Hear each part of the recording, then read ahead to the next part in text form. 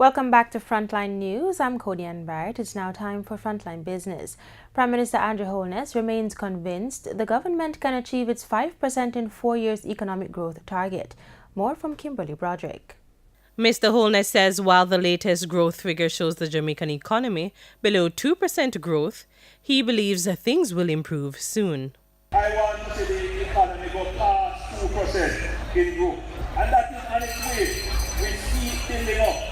And we're going to get to our 5-4 target because we are ambitious people and we're not setting our heart where we can reach it.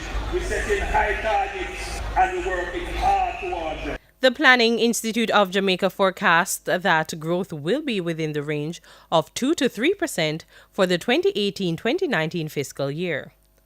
The ambitious 5 in 4 growth target was first announced in April 2016.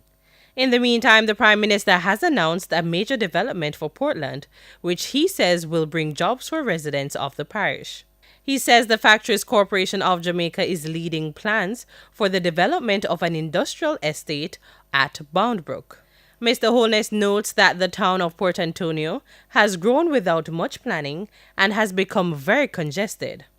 He says all government services will be moved to the new industrial estate. We'll see the consolidation in one place of all the government services that are spread all over in Port Antonio.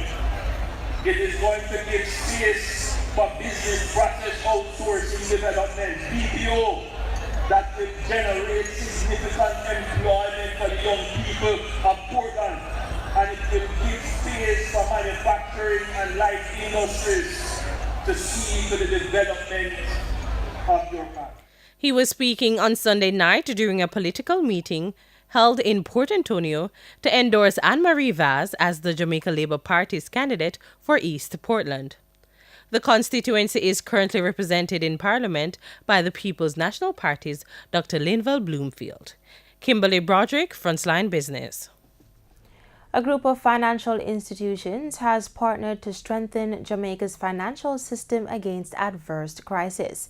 CEO of the Jamaica Deposit Insurance Corporation, Antoinette McCain, says a special proposal for the body, which is known as Jamaica's Financial System Safety Net, is being made. Importantly, at this time, is work being done in partnership with the other Financial System Safety Net Partnership to develop proposals for a special resolution regime for financial institutions in Jamaica. And this is to be in line with international standards arising from the global financial crisis for managing financial institutions which have adverse systemic impact if they become non-viable and fail. Ms. McCain says under the new regime, the Jamaica Deposit Insurance Corporation will have responsibility for fixing problems as they arise.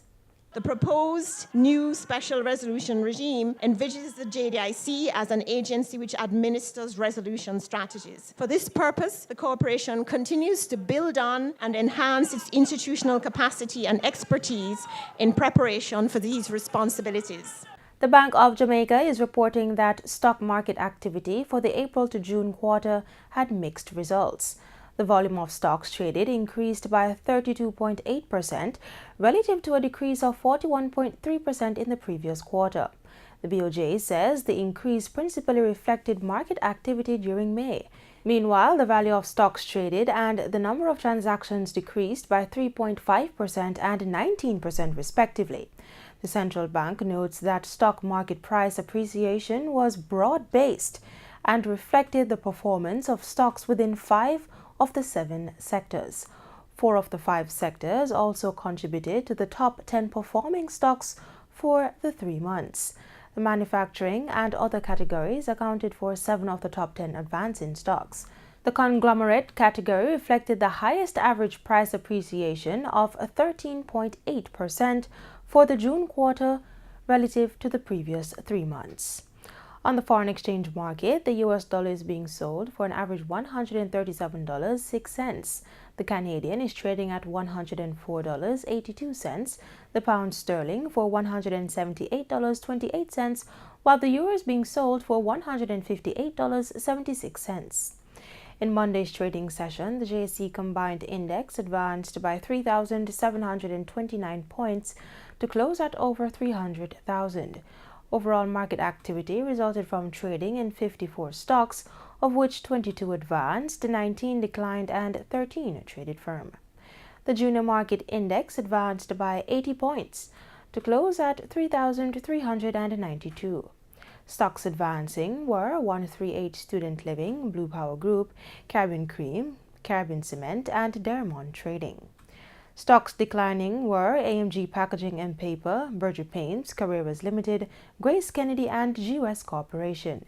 Stocks trading firm were Cargo Handlers, Caribbean Producers, Siboney Group, Dermont Trading, and Honeybun. Carreras Limited was the volume leader with over 600,000 units, followed by Scotia Group Jamaica with over 400,000 units, and Dermont Trading with over 300,000 units.